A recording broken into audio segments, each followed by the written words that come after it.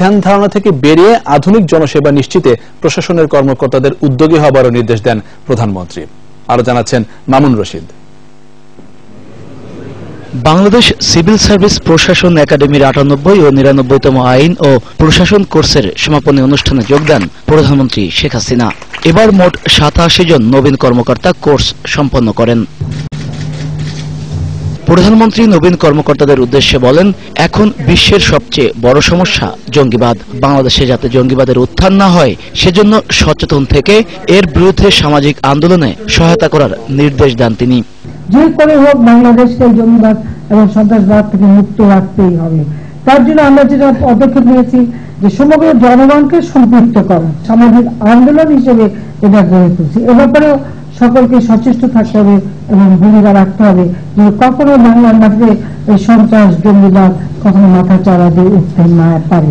মানুষের সেবায় নিয়োজিত হতে কর্মকর্তাদের প্রতি আহ্বান জানান প্রধানমন্ত্রী। নিজস্ব উদ্ভাবনী চিন্তা দিয়েই কিন্তু এলাকার জনগণকে সম্পৃক্ত করে অনেক কাজ, অনেক অবদান রাখা যেতে পারে। কাজে সেভাবে আপনার যখন যে এলাকায় কাজ করবেন সেই এলাকায় আপনার নিজের এলাকা এবার মনে রেখে সেই এলাকার মানুষগুলো আপনার নির্ভরশীল, তাদের উন্নয়ন করা, সেটা চিন্তা করেই আপনি আপনাদের দায়িত্ব পালন করবেন, সেটাই আমি চাই। দেশের উন্নয়নে মেধার সর্বোত্তম ব্যবহারে নবীন কর্মকর্তাদের প্রতি আহ্বান জানান প্রধানমন্ত্রী শেখ হাসিনা। আমরা চাই যে আমাদের দেশ এগিয়ে যাচ্ছে, এগিয়ে যাচ্ছে। Mamun Rashid, ২১ television, Dhaka. BNP chairperson Begum Khaleda জিয়ার নেতৃত্বে ১০ সদস্যের প্রতিনিধি দল ১৮ ডিসেম্বর রাষ্ট্রপতির সাথে দেখা করবে। নির্বাচন কমিশন পুনর্গঠন ছাড়াও নির্বাচনকালীন সরকার ব্যবস্থা নিয়েও রাষ্ট্রপতির সঙ্গে আলোচনা হবে বলে বিএনপির পক্ষ থেকে জানানো হয়েছে। এদিকে রাজধানীতে বিজয় দিবসের আলোচনায় মির্জা ফখরুল ইসলাম আলমগীর বলেছেন, ৪৫ বছরেও দেশে কাঙ্ক্ষিত গণতন্ত্র আসেনি। তাপসী রাবেয়ার রিপোর্ট। আগামী ফেব্রুয়ারিতে শেষ হবে বর্তমান নির্বাচন কমিশনের মেয়াদ। আর নতুন নির্বাচন কমিশন গঠনে ১৩টি প্রস্তাবনা রেখেছে বিএনপি। নির্বাচন কমিশন পুনর্গঠন প্রক্রিয়ায় বঙ্গভবন থেকে আলোচনার জন্য প্রথমেই ডাকা হয়েছে বিএনপিকে। দলের পক্ষ থেকে জানানো হয়েছে, রাষ্ট্রপতির সঙ্গে আলোচনায় বিএনপির ১০ সদস্যের প্রতিনিধি দলের নেতৃত্ব দেবেন বেগম খালেদা জিয়া। এদিকে বিজয় দিবস উপলক্ষে মহানগর নাট্য মঞ্চে আলোচনা সভার আয়োজন করে বিএনপি। সভাপতির বক্তব্যে মহাসচিব মির্জা ফখরুল ইসলাম আলমগীর বলেন, স্বাধীনতা এখন বিশেষ দলের হাতে বন্দী, জনগণ গণতান্ত্রিক অধিকার থেকে বঞ্চিত। আমাদের সংগ্রাম ন্যায়ের জন্য সংগ্রাম, আমাদের সংগ্রাম আমার অধিকারের জন্য। আমার দেশ আমি বাস করব, আমার দেশ আমি তৈরি করব, আমার দেশের লক্ষ্য আমি স্থির করব, কারো কথায় আমরা চলবো না বন্ধুরা। গণতন্ত্র পুনরুদ্ধারে সবাইকে সোচ্চার হওয়ার আহ্বান জানান বিএনপির মহাসচিব। তৈরি হন এবং দৃঢ় সংকল্প চিত্তে শপথ গ্রহণ করুন যে সেই বাংলাদেশ, মুক্ত বাংলাদেশ, আবার বাংলাদেশ, মানুষের বাংলাদেশ তৈরি না করে আমরা ক্ষান্ত হব না। তাপসী রাবেয়া, ২১ টেলিভিশন, ঢাকা। যে কোনো মূল্যে নারায়ণগঞ্জ সিটি কর্পোরেশন নির্বাচন অবাধ, সুষ্ঠু ও নিরপেক্ষ করা হবে বলে জানিয়েছেন প্রধান নির্বাচন কমিশনার। তবে সেনা মোতায়েনের দাবি নাকচ করে দিয়েছেন তিনি। নারায়ণগঞ্জে প্রার্থীদের সঙ্গে মতবিনিময়ে সিইসি এসব বলেন। এদিকে নির্বাচনী এলাকায় ১৯ থেকে ২৫ ডিসেম্বর পর্যন্ত সব ধরনের বৈধ অস্ত্র বহন নিষিদ্ধ করা হয়েছে। রবিউল ইসলামের ক্যামেরায় নারায়ণগঞ্জ প্রতিনিধি বিমল রায়ের রিপোর্ট, জানাচ্ছেন রাশেদুল আলম রাসেল। সিটি নির্বাচনের প্রার্থীদের নিয়ে বৃহস্পতিবার নারায়ণগঞ্জ ক্লাবে মতবিনিময় সভা করেন প্রধান নির্বাচন কমিশনার কাজী রকিবউদ্দিন আহমদ। সভায় আওয়ামী লীগের মেয়র প্রার্থী ডাক্তার সেলিনা হায়াত আইভি বলেন, নৌকার প্রতি জনগণের আস্থা রয়েছে, উন্নয়ন অব্যাহত রাখতে যোগ্য প্রতিনিধি বেছে নেবেন তারা।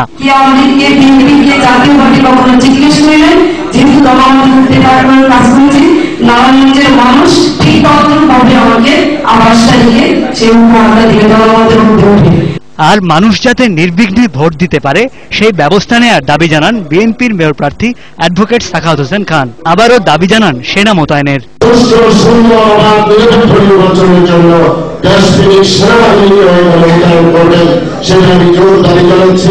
প্রার্থীদের বক্তব্য শোনার পর প্রধান নির্বাচন কমিশনার বলেন, নারায়ণগঞ্জ সিটি নির্বাচন সুষ্ঠু করতে সব ধরনের প্রস্তুতি নেওয়া হয়েছে।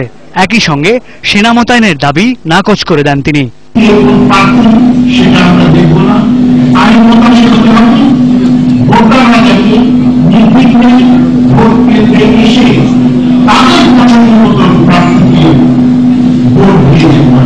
শেষ মুহূর্ত পর্যন্ত পরিস্থিতি বিবেচনা করে মতবিনিময় সভায় আইন শৃঙ্খলা রক্ষা বাহিনী সহ প্রশাসনের ঊর্ধ্বতন কর্মকর্তারা উপস্থিত ছিলেন। Desk report, 21 television. পরোক্ষ ভোটের মাধ্যমে জেলা পরিষদ নির্বাচন কেন অবৈধ ও অসাংবিধানিক ঘোষণা করা হবে না তা জানতে চেয়ে রুল জারি করেছে হাইকোর্ট।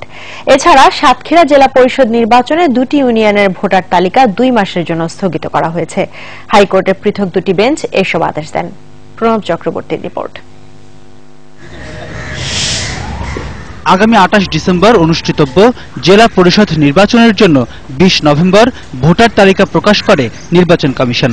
ওই তালিকায় সাতক্ষীরার শ্যামনগর উপজেলার কৈখালী ইউনিয়নের নবনির্বাচিত চেয়ারম্যান আব্দুর রহমান সহ রাজনগর ইউনিয়নের 20 সদস্যের নাম না থাকায় রোববার তারা রিট করেন। শুনানি শেষে 2 মাসের জন্য ওই তালিকা স্থগিত করেন হাইকোর্টের বিচারপতি ওবায়দুল হাসান ও কৃষ্ণা দেবনাথের বেঞ্চ। ভোটার তালিকা বেআইনি ঘোষণা করা হবে না এবং অকার্যকর ঘোষণা করা হবে না, এই মর্মে কোর্ট রুল ইস্যু করেছে এবং এই ভুয়া ভোটার সম্বলিত যে ভোটার তালিকা প্রণয়ন করেছে সাতক্ষীরা জেলা পরিষদ নির্বাচনের জন্য সেটার কার্যক্রম 2 মাসের জন্য স্থগিত করেছে। স্থানীয় সরকার সচিব, নির্বাচন কমিশন, সাতক্ষীরা জেলা নির্বাচন কর্মকর্তা সহ সংশ্লিষ্টদের রুলের জবাব দিতে বলা হয়েছে। 2011 সালে নির্বাচিত যারা এখন প্রাক্তন হয়ে গেছে ওদেরকে দিয়ে কিন্তু ভোটার তালিকা তৈরি করেছে। ভোটার তালিকার কার্যক্রম স্থগিত হলে ওই জেলায় নির্বাচন হওয়ার সম্ভাবনা কম। এদিকে পরোক্ষ ভোটের মাধ্যমে জেলা পরিষদ নির্বাচন কেন অবৈধ ও অসাংবিধানিক হবে না তা জানতে চেয়ে রুল জারি করেছে হাইকোর্ট। স্থানীয় সরকার নির্বাচনে যারা নির্বাচিত হয়েছেন সেই সদস্যবৃন্দ এবং চেয়ারম্যান যারা আছেন তারা শুধুমাত্র এই জেলা পরিষদ নির্বাচনে ভোটার হতে পারবে। যদি এই রুল অ্যাবসলিউট হয়ে যায়, অর্থাৎ মামলায় আমরা জিতে যাই শুনানিতে, তাহলে কিন্তু নির্বাচনের ফলাফল বাতিল হয়ে যাবে। বিচারপতি কামরুল ইসলাম সিদ্দিকী ও শেখ হাসান আরিফের বেঞ্চ এই রুল জারি করেন। প্রণব চক্রবর্তী, 21 টেলিভিশন, ঢাকা। 71-এর স্বাধীনতা যুদ্ধে মুক্তিযোদ্ধাদের সাথে অংশ নিয়েছিলেন ভারতীয় সেনা সদস্যরাও।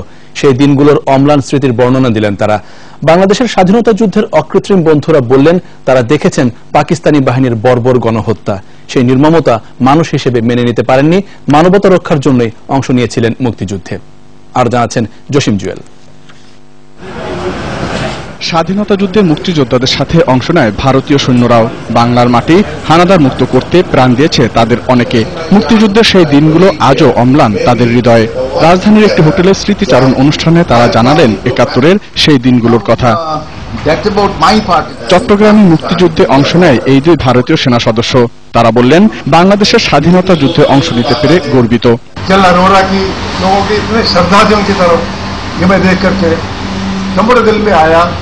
कि आप लोग इमोशनल तो हो ही, every Bengali is basically emotional, but you are very devoted. At that particular time may be the intelligence was not available or it was at a short notice that they got to know that there is a meeting at 11 o'clock. Pakistani বাহিনীর আত্মসমর্পণের সময় উপস্থিত ছিলেন এই সেনা কর্মকর্তা। তিনি বললেন বিশ্ব মানচিত্রে স্বাধীন সার্বভৌম একটি দেশের অভ্যুদয়ের ইতিহাসের অংশ হতে পেরে তার অনুভূতি। Got some trouble and 3 of us are officiating CO, 2 of the pilots, we were standing there and all the surrendering troops, they had moved on to the airfield with their guns, everything. And I think we achieved that aim because all the ships ran helter-skelter and disappeared from off the coast of Bangladesh. এর আগে বাংলাদেশ সেনাবাহিনীর প্রধান general Abu Bilal Mohammad Shafiul হকের সাথে সৌজন্য সাক্ষাৎ করেন মুক্তিযুদ্ধে অংশ নেওয়া ভারতীয় সেনাবাহিনীর 29 অবসরপ্রাপ্ত কর্মকর্তা। জসিম জুয়েল, 21 টেলিভিশন, ঢাকা। এদিকে মুক্তিযুদ্ধে অবদান ও স্বাধীনতা উত্তর বঙ্গোপসাগরে পাকিস্তানি বাহিনীর রেখে যাওয়া মাইন অপসারণে যেসব রুশ নৌসেনা অংশ নিয়েছিলেন তাদের মধ্যে 9 জনকে বিশেষ সংবর্ধনা দেওয়া হয়েছে। রাজধানীর ধানমন্ডিতে রুশ বিজ্ঞান ও সংস্কৃতি কেন্দ্র মিলনায়তনে এই সংবর্ধনা অনুষ্ঠানের আয়োজন করে মুক্তিযোদ্ধা একাডেমি। অনুষ্ঠানে তথ্যমন্ত্রী হাসানুল হক ইনু, খাদ্যমন্ত্রী অ্যাডভোকেট কামরুল ইসলাম এবং রুশ বিজ্ঞান ও সংস্কৃতি কেন্দ্রের পরিচালক আলেকজান্ডার পি ডেমিন বক্তব্য রাখেন।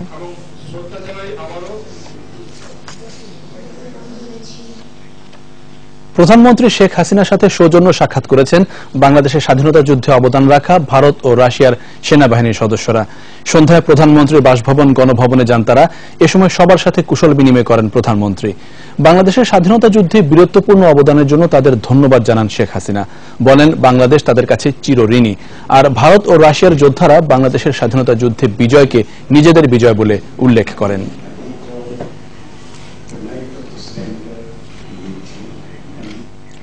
যশোর উপশহর থেকে চ্যাং হি সং নামে এক চীনা নাগরিকের মৃতদেহ উদ্ধার করেছে পুলিশ। ব্যবসায়িক দ্বন্দ্বের কারণে এই হত্যাকাণ্ড বলে নিশ্চিত করেছে পুলিশ। এই ঘটনায় চ্যাং হিং এর ব্যবসায়িক অংশীদার নাজমুল হোসেন সহ দুজনকে আটক করা হয়েছে। যশোর প্রতিনিধি শিকদার খালিদের সহায়তায় রিপোর্ট করছেন আফসানা নীলা। যশোর উপশহরের ২ নম্বর সেক্টরের ৩৫ নম্বর প্লটের একটি বাসা থেকে চীনা নাগরিক চ্যাং হি সং এর মৃতদেহ উদ্ধার করে পুলিশ। হত্যাকাণ্ডের জায়গাটি ওই চীনা নাগরিকের ব্যবসায়িক গুদামঘর ছিল। তিনি যশোর উপশহরে ইজি বাইকের ব্যবসা করতেন। পুলিশ জানায় ব্যবসার পুরো টাকা হাতে নেওয়ার জন্য চ্যাং হিংকে হত্যা করেন নাজমুল হোসেন এবং তার ভাতিজা মোক্তাদির রহমান।